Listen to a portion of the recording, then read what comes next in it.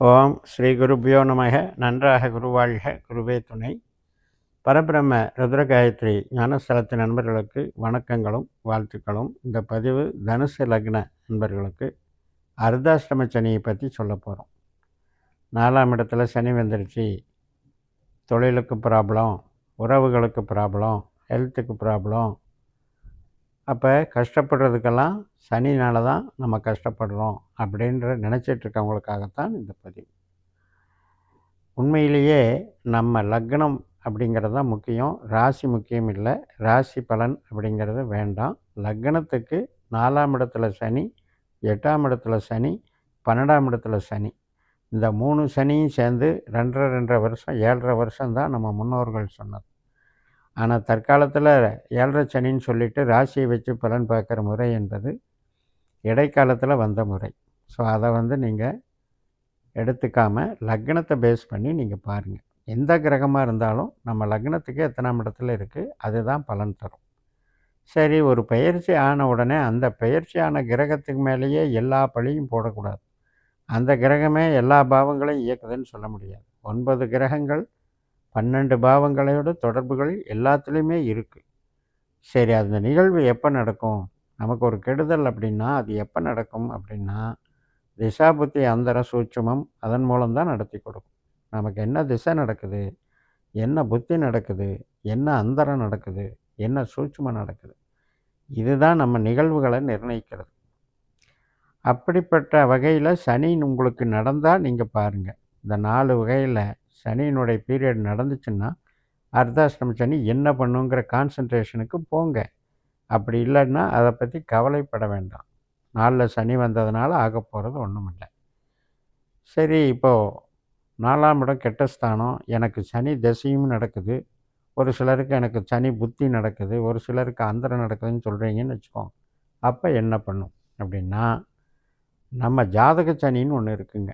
நம்ம பிறந்த நேரத்தில் நாம் இப்போ ஜாதகத்தை கணித்து பாஸ்கர அஸ்ட்ராலஜி சிஸ்டத்தில் கணிக்கும்போது 12 பாவத்திற்கும் உபநட்சத்திர கான்செப்டுன்னு நம்ம கண்டுபிடிக்கலாம். இந்த உபநட்சத்திரம் தான் 12 பாவத்தை ஆளுகின்றன, 12 பாவத்தை செயல்படுத்துகின்றன, 12 பாவத்திற்கும் காரணக்கர்த்தாவாக இயக்குகின்றன. அந்த விஷயத்தை முதல்ல தெரிஞ்சுக்கணும். அப்படி தெரியும்போது ஒரு கிரகம் ஒரு பாவத்துக்கு வரும், ஒரு கிரகம் 2 3 பாவத்துக்கும் கூட ஒரே கிரகம் வரும், ஒரு கிரகம் வராமையே இருக்கும். அப்படி வரும்போது நம்ம ஜனன ஜாதகத்தில் சனி ஏதாவது பாவத்துக்கு வந்திருக்குதா வரலையா அப்படின்றத பார்க்கணும். எந்த பாவத்துக்கும் வரல ஆனால் திசை நடக்குதுன்னா நம்ம ஜனன ஜாதகத்தில் சனி ஒரு நட்சத்திரத்தில் உட்காந்துருக்குமில்ல, அந்த நட்சத்திரம் எந்த பாவ தொடர்பில் இருக்குதுன்னு பார்க்கணும். அப்போ அந்த பாவத்தை இயக்க போகுதுன்னு அர்த்தம். இதுதாங்க இதில் உண்மையான நமக்கு நம்பிக்கையான நமக்கு கேள்விகளுக்கு பதில் சொல்லக்கூடிய முறை. அப்படி சனி 1ஆம் இடம், 5ஆம் இடம், 9ஆம் இடம் இந்த 3 ஸ்தானங்களுக்கு சனி பொறுப்பேற்றிருந்தால் நம்ம ஜனன ஜாதகப்படி அது அருளை கொடுக்கறது, ஆரோக்கியத்தை கொடுக்கறது, ஆயுளை கொடுக்கறது அப்படின்னு அர்த்தம். ஆனால் தொழிலுக்கு அது நல்லதல்ல. சரி, அப்போ தொழிலுக்கு எது நல்லது அப்படின்னு கேட்டால் 2ஆம் இடம், 6ஆம் இடம், 10ஆம் இடம் நம்ம ஜனன ஜாதகத்தில் ஜாதக சனி சம்மந்தப்பட்டிருந்தால் தொழிலுக்கு நல்ல கிரகம். மீடியமாக இருக்கிறது என்ன பாவம் அப்படின்னா 3ஆம் இடம், 7ஆம் இடம், 11ஆம் இடம் உறவுக்கும் நல்லாயிருக்கும், தொழிலுக்கும் நல்லாயிருக்கும், ரெண்டையும் கெடுக்காமல் மீடியமாக கொண்டு போயிடும். சரி, மோசமாக இருக்கிறது எந்த பாவம்? 4, 8, 12. அதைத்தான் இப்போ அர்த்தாஷ்டம சனின்னு நம்ம சொல்கிறோம். 4ஆம் இடத்தையும் 8ஆம் இடத்தையும் 12ஆம் இடத்தையும் நம்ம ஜனன ஜாதகத்தில் பாவங்களை இயக்கிற கிரகமாக சனி வந்திருந்தால்தான் சனி கெட்டவர். அது இல்லாமல் சனி 4ஆம் இடத்துல வந்த உடனே தனுசு லக்னத்தில் இருக்கிற அத்தனை கோடி பேர்களுக்கும் அது ரொம்ப கெட்டதை செய்ய போகுதுன்னு எடுத்துக்க வேண்டிய அவசியம் இல்லை. சரி, ஒருவேளை நமக்கு சனி கெட்டவராக வந்துட்டார் நம்ம ஜனன ஜாதகத்தில், நமக்கு தசா புத்தியில் ஏதோ ஒரு பங்களிப்பு இருக்குது, நடந்துக்கிட்டு இருக்குது. அப்போ நமக்கு எப்படி பாதிக்கும் அப்படின்ற பேச்சுக்கு வந்தீங்கன்னா, தாயார் ஸ்தானம் 4ஆம் இடம், உற்பத்தி செய்யக்கூடிய பொருள்கள் அது 4ஆம் இடம், மாணவர்களுக்கு கல்வி 4ஆம் இடம், வீடு கட்டுறது, வாகனம் வாங்கிறது இதெல்லாம் 4ஆம் இடம்.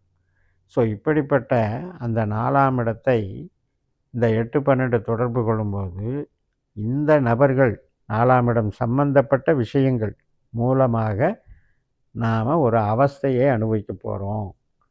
ஒரு தடைகளையும் தோல்விகளையும் இழப்புகளையும் அனுபவிக்க போகிறோங்கிறத அது குறிகாட்டுது.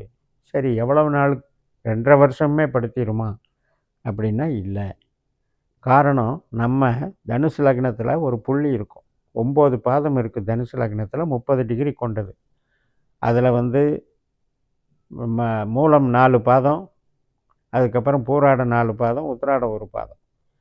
இந்த 9 பாதத்தில் எத்தனாம் பாதத்தில் பிறக்கிறோமோ அதுக்கு தகுந்த பாதத்தில் தான் 4ஆம் பாவத்தை ஆளும். அந்த புள்ளி தான் ஸ்ட்ராங்காக வேலை செய்யும். அப்போ அந்த 4ஆம் பாவ புள்ளியை இந்த சனி தொடும் பொழுது அந்த ஒரு பாதத்தில் சனி கிராஸ் பண்ணுற காலகட்டம் கிட்டத்தட்ட ஒரு 3 to 4 மாதம் இருக்கும்.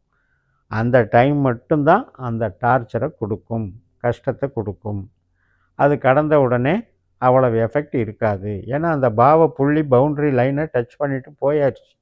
போன பிறகு நாம் அதை பற்றி யோசிக்க வேண்டியதில்லை.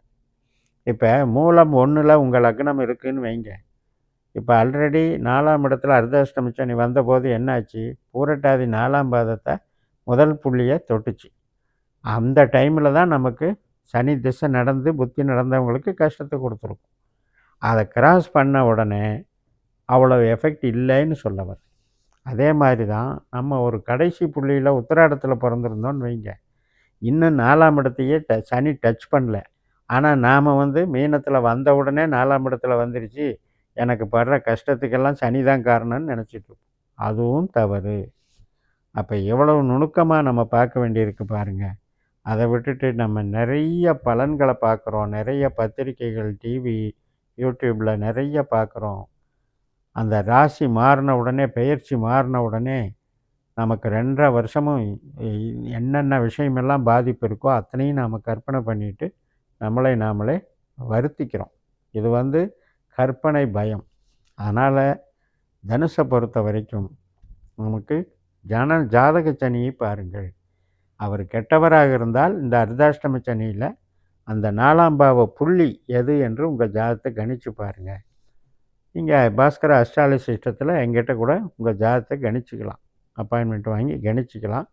12 பாவ அதிகாரிகளை தெரிஞ்சுக்கோங்க. லைஃப் லாங் எந்த கிரகம் நமக்கு பாதிப்பை கொடுக்குற கிரகங்கிறத தெரிஞ்சு அதை எப்படியெல்லாம் டேக்கிள் பண்ணுறது, நல்ல கிரகத்தை எப்படியெல்லாம் பூஸ்டப் பண்ணுறது, இந்த வழிமுறைகளை தெரிஞ்சு நீங்கள் ஜோதிடத்தை பயன்படுத்தினீங்கன்னா இந்த மாதிரி சனி பெயர்ச்சி ஆகட்டும், மற்ற கிரகங்களுடைய பெயர்ச்சி ஆகட்டும், அல்லது சனியே திசையே நடந்துருது, அந்த திசையே நமக்கு முழுக்க முழுக்க நம்மளை பாதிச்சிரும் இப்படின்னு நினைக்கிற அந்த கற்பனை பயத்தையெல்லாம் விட்டுட்டு கரெக்டான முறையில் நீங்கள் வழி நடத்தி இந்த ஜோதிட முறையை பயன்படுத்தி நமக்கு என்ன வேணும், நமக்கு விருப்பம் என்ன, அந்த விருப்பம் சாதகமான விருப்பமா பாதகமான விருப்பமா, அந்த விருப்பம் நிறைவேறக்கூடிய காலம் என்ன என்பதையெல்லாம் துல்லியமாக சொல்லும் இந்த அஸ்ட்ராலஜி சிஸ்டத்தை பயன்படுத்தி நீங்கள் வெற்றி பெறுங்கள்னு சொல்லி நிறைவு செய்கிறேன். இந்த சேனலை சப்ஸ்கிரைப் பண்ணி ஷேர் பண்ணுங்கள்.